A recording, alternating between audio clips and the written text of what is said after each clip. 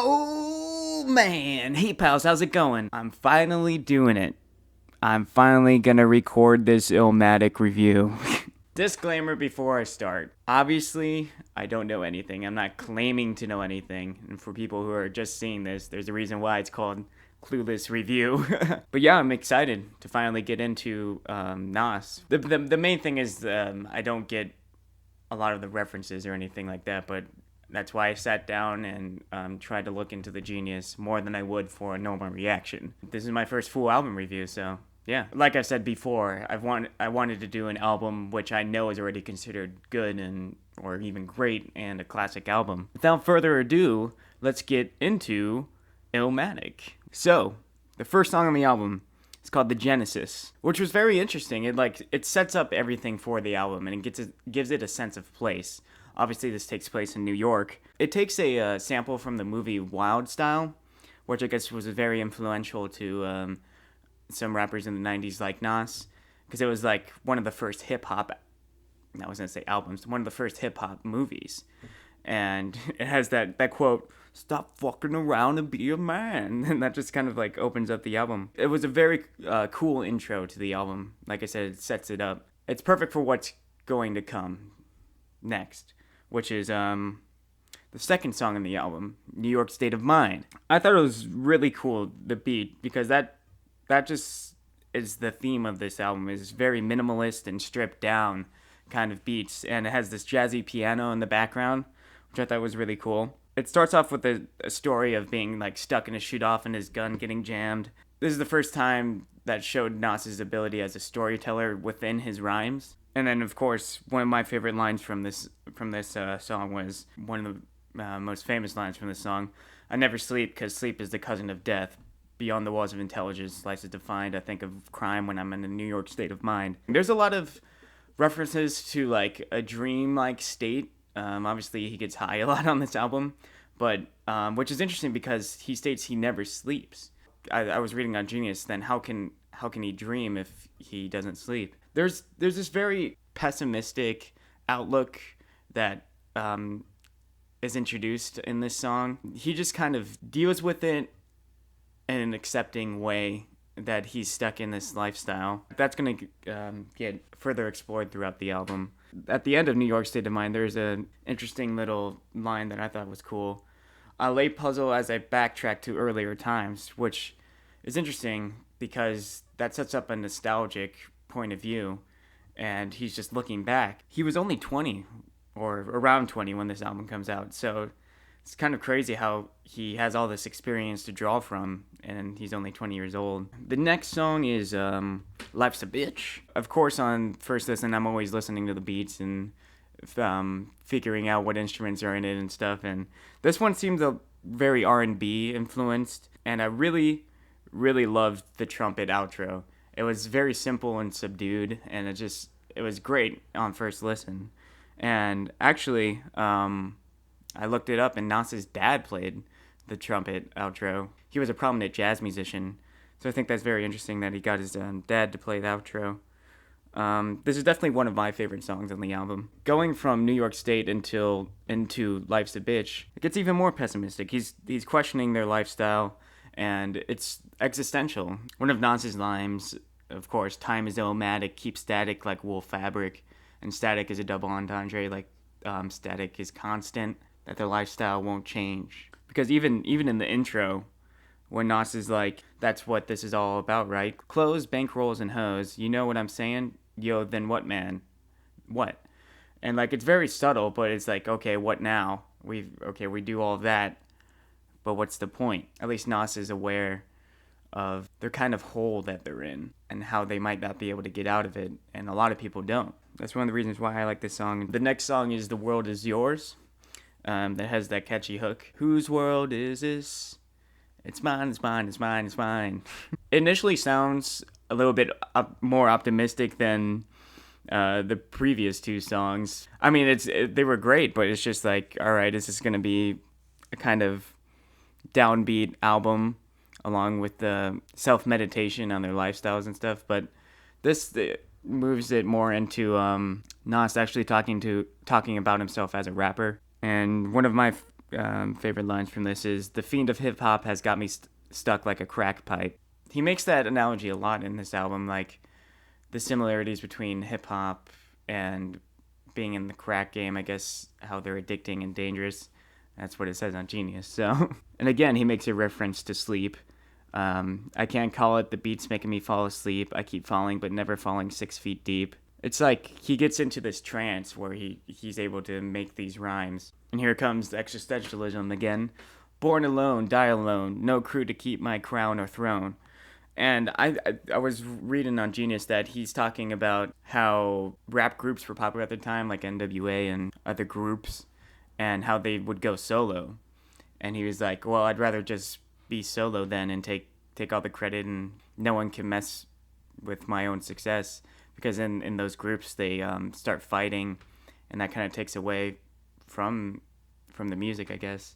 And he just didn't want to get caught into that. And in this way, he makes his own destiny, which, interestingly enough, I think he named his daughter Destiny. I liked the song. It was catchy, and it kind of took that turn away from that pessimism, but it's still there. It's not just taking his own initiative. Alright, so then we move to the halfway point of the album with the appropriately named Halftime. I didn't hate this song or anything like that. I just felt like it's one of the lesser songs on the album. It felt like a filler song because it's the halfway song. And that doesn't mean it didn't have good lines in it. It has another minimalist beat with just the bass and the drums and some trumpets. That's what I noticed about a lot of the beats. Like I said, it's very down to the basics and stripped down. And I noticed on this one, he keeps mentioning someone named Ill Will. And I looked on Genius, and it was one of his childhood friends who died. Yeah, that's just interesting how he made a lot of, I guess, tributes to him, because the album's called Illmatic. He seems very stuck in the past about that. And just Halftimes is another example of his great rhyming ability. When I was reading the lyrics, it's just, and listening to the song at the same time, it's just pretty amazing how he does like so many rhymes within the lines.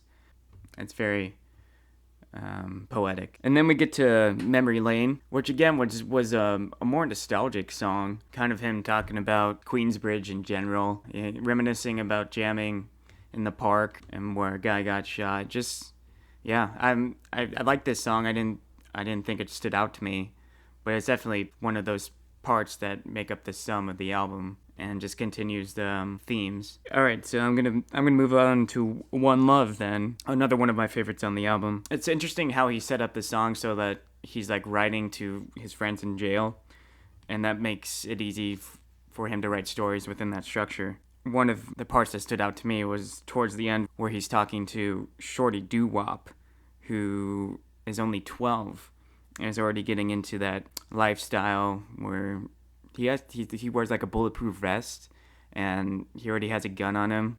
And it's really kind of sad, but Nas is trying to give him advice.